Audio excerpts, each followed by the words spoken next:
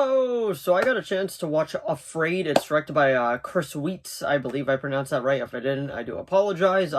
It's streaming on Netflix if you want to watch it, but the general premise is, what it's about is, what if a killer AI entered your home? So I'll let you know if I liked it, if I loved it, if I hated it, and if you saw it, let me know what you thought of it down in the comments below as well. But anyway, without further ado, shall we begin?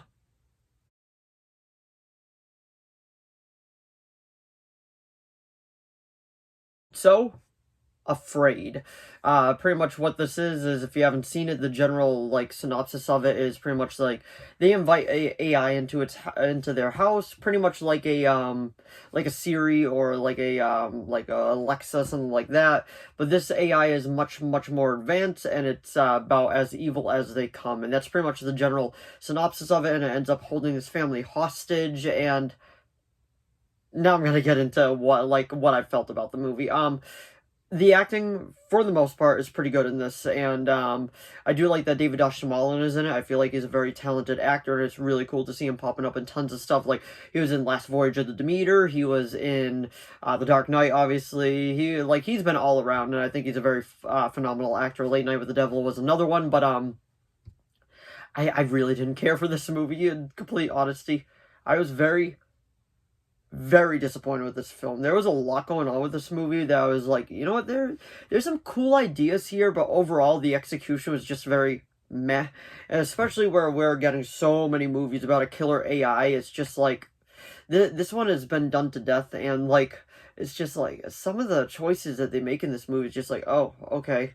But don't get me wrong, I do like the idea of a killer AI. I feel like that's always fun, that can always have a good time, but this movie as a whole, I find out, just like, I don't know, I couldn't really vibe with it. If you do want to see it, it is on Netflix. I am kind of curious what other people thought of it as well, if they had the same disappointment that I had with it, or if they liked it better.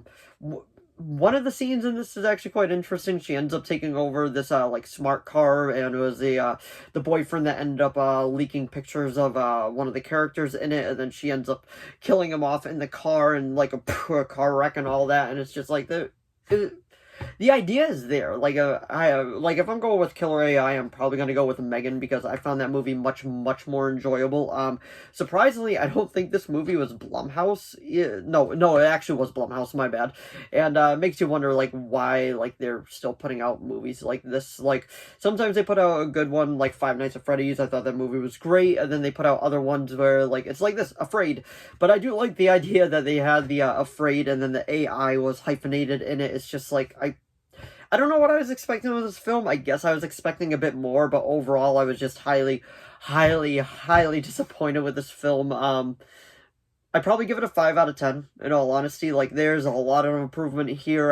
It's not the worst movie I've ever seen, so I gotta give it that, but it's definitely not the best movie either. But, like I was saying, if you saw this movie, let me know what you thought of it down in the comments below. Did you like it? Did you love it? Did you hate it? Did you think it was just okay? But, honestly, it only gets a 5 that high because some of the acting was good, and David Oshamalan was in it. Like I said, I think he's a phenomenal actor. But anyway, let me know what you thought of it down in the comments below, and thanks for watching as always, and I'll see all of you in the next video. Bye!